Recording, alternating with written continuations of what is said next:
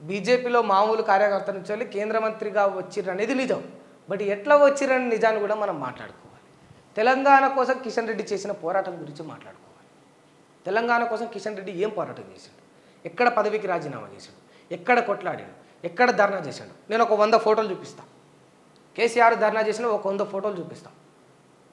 చాలా తక్కువ లీస్ట్ మాట్లాడుతున్నాను నేను.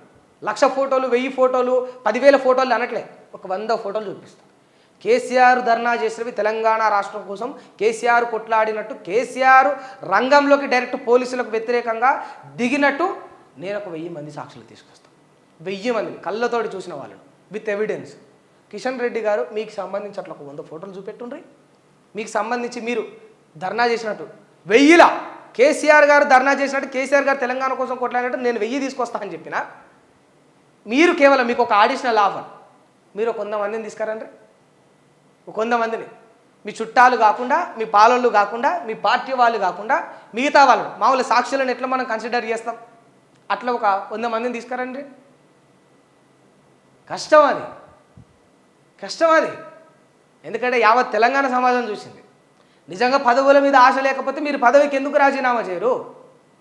ఈ బిడ్డల కోసం, ఈ ప్రాంతం కోసం, ఈ ప్రాంత ప్రయోజనాల కోసం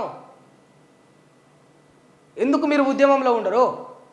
పార్టీలకు అతీతంగా నాడు రేవంత్ రెడ్డి సైతం వచ్చిండు కదా, మరి రేవంత్ రెడ్డి కూడా వచ్చిండు కదా, అందరూ కలిసిరు కదా.